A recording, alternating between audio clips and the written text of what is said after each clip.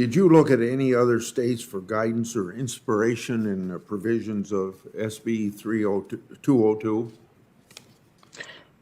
Yes, sir, we most certainly did. We wanted to make sure that although our voting system is more expansive than many in the country, particularly in the Northeast, we wanted to make sure that any changes we made were mainstream, common sense, and made it easier, more fair, more transparent, and secure for a voter, regardless of their geography or whichever party they tended to vote for. And I do believe this bill does that. We, unlike, frankly, most states in the union, we do have a voter ID, which is common sense regulation and required to pick up a child from daycare, board a flight to go visit grandmother.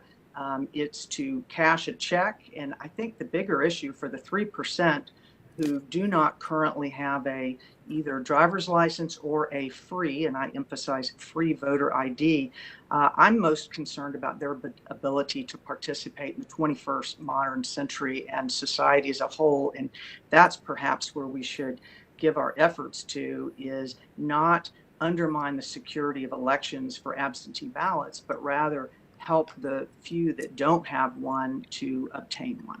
Thank you, sir. Also to you, Speaker Jones, can you tell me what SB 202 does to reduce lines at vote? And if it's got 10 examples that you can give me just one or two. Yes, sir. Thank you. Because particularly in the June primary, when we had a brand new election system, elections officials, poll workers were learning how to utilize the machines. We did have some long lines in some areas of the state. They were primarily in counties that are Democrat run. But regardless of that, what we did was we have required that at any single point in time in the next general election, if there is a line of 1 hour or longer, at the next following subsequent general election, the election superintendent for that county must either split the precinct, add poll workers, add machines, or all of the three. Yeah. I'd like to ask Secretary Gardner, Iowa and New Hampshire brag about first in the nation, one for caucus, one for primary. In fact, HR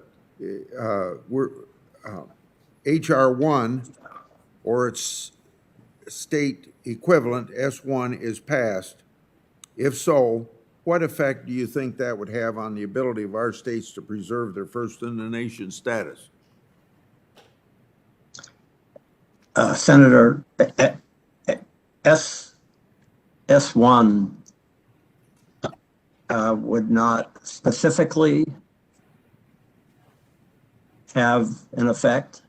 However, I've made the statement that it could put the New Hampshire primary in a perilous position, and I stand by that statement. Okay, let me ask you. Let me ask you one other question. Your state has voting laws that are seen as restrictive, yet as you told us in your opening statement, it's consistent that consistently has some of the highest turnout elections in the country.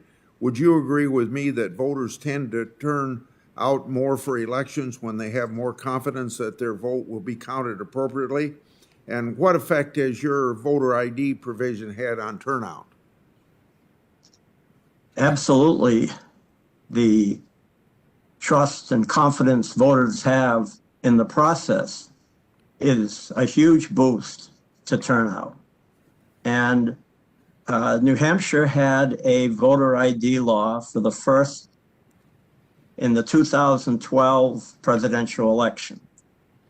And so 2020, 6 months ago, that was the third presidential election that we had voter ID.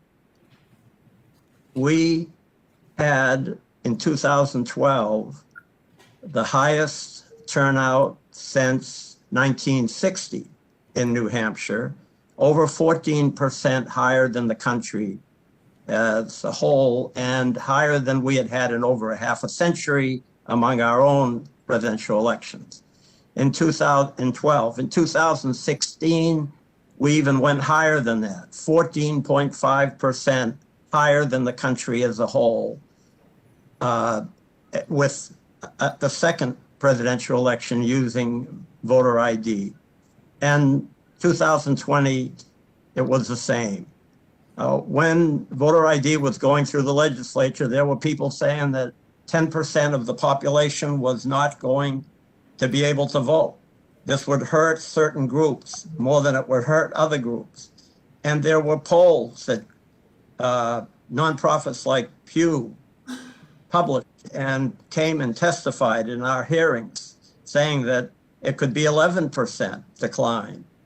And in our state, it was just the absolute opposite. As I said, 3 presidential elections in a row, averaging, you have to go back a half a century. So those are the facts on that issue in New Hampshire. Thank you, Mr.